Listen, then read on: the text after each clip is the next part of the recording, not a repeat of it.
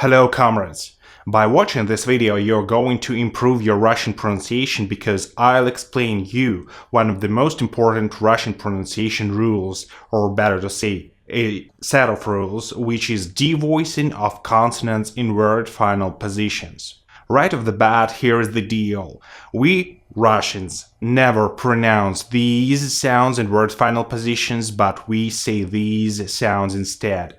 In Russian, yes, we write these letters from the forbidden list, so you'll meet them written in word finals very frequently, but we do not pronounce them ever, even at gunpoint. So you too from now on should not say these letters in the very endings of words, but you need to change them on their voiceless pairs, their counterparts from column 2.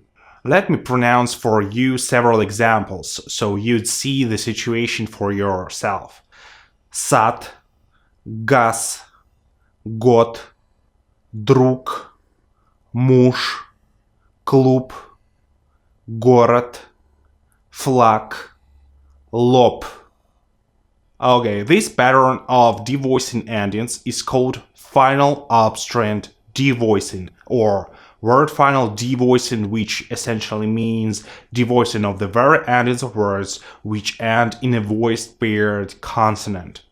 Here I must emphasize that not all consonants get devoiced, but only those ones. As for these consonants to the right, they are pronounced as voiced because they do not have voiceless pairs like these ones. Therefore, they cannot be devoiced by definition. Since not all consonants get devoiced and since there are some additional details you would better know about, I'll need to explain the topic a bit deeper so you'd understand this devoicing concept entirely. Before I do so, let me clarify that this word final devoicing pattern is very important to master because it is very common in terms of frequency. I mean, you're going to use it literally like several times in each sentence. And moreover, this pattern is very audible too. I mean, if you don't follow it, others will hear that, that's for sure. And third, this pattern generally contradicts the concept of pronouncing endings in the English language because in English analogies of these forbidden sounds are quite often voiced. Therefore, it's important don't doubt that, and let's get to it. By the way, this video comes with a PDF which you can download, the link is in the description. Okay, in the Russian language we have 21 consonant letters, which almost evenly can be divided into two categories, voiced and voiceless. 11 Russian consonants are voiced and 10 are voiceless.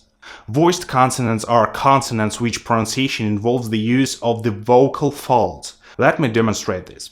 I'll be pronouncing the sounds and not the names of letters to better illustrate this pattern. B, V, G, D, Ž, Z, Y, L, M, N, R. So all these sounds were pronounced using the vocal folds, and that's why they belong to the group of voiced consonants. Voiceless consonants do not require vocal folds to work, so the vocal folds rest during their pronunciation. They are P, F, K, T, Sh, S, H, Ch, Sh, Ts. So all these sounds were pronounced with the vocal folds sleeping like a baby. Next, according to a different characteristic, consonants can be also divided into paired and non-paired consonants. Paired consonants are consonants which have a counterpart or a pair.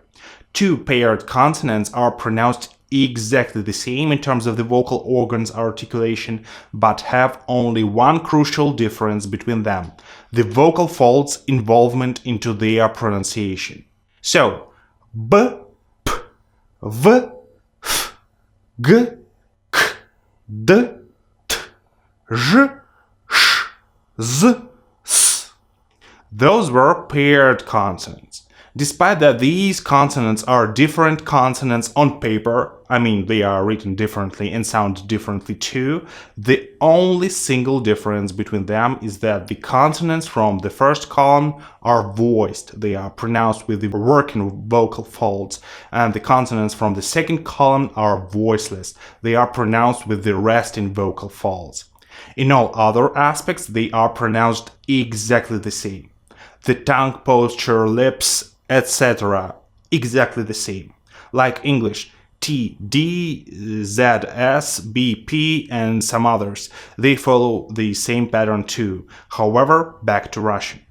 So, I have shown you the following sets of consonants that can be grouped according to different patterns: voiced and voiceless, paired and non-paired.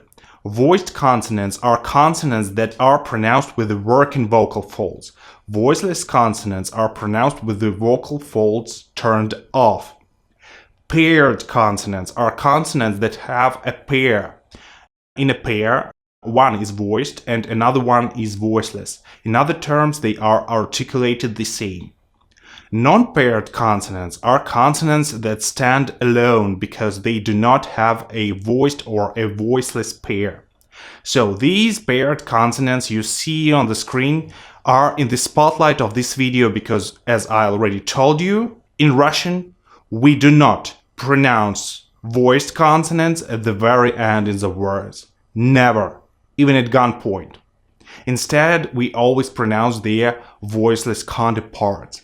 In other words, what it precisely means is that if a Russian word ends in one of these letters, voiced consonants, you should pronounce not them, but their voiceless counterparts. You must make a switch. Okay, now like a homework. Everybody loves homework, right? So you need to memorize these pairs of consonants. The concept should not be new for you because you have analogical sounds in English for them, and even in English they have voiced, voiceless pairs. So you need to memorize them and never in your life, even if they torture you, to use the following sounds in word final positions, but to replace them with their voiceless counterparts from the second column. Now some important additions and examples. As we all know, the devil is in the details, so let me explain to you several things so you would avoid pitfalls. First, let me remind you once again that if a Russian word ends in one of these letters, voiced consonants, you should pronounce not them, but their voiceless counterparts. Therefore, in Russian, English words like bad and bat would sound exactly the same as bat with T. Examples: sat, zub, glass. Second, do not forget that not all the consonants have pairs, and there are non-paired consonants too, which are pronounced as normal, as written. It means that these sounds are always pronounced in word final positions because they have no voiceless pairs. Мой, пол, дом, сон, вор.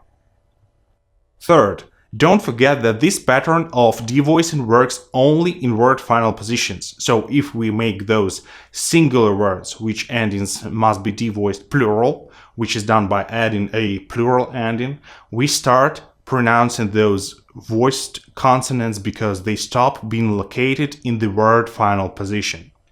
Мотив, мотивы, маг, маги, союз, союзы. Fourth, the soft sign, which is often met in word final positions, doesn't count. Therefore, the voiced consonant that precedes the soft sign still gets devoiced, so the soft sign has no effect here.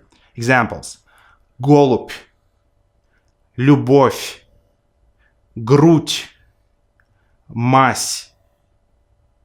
That's it for this video. Memorize those pairs and start implementing the rule I told you about. Also remember that this video comes with a handout. The link is in the description.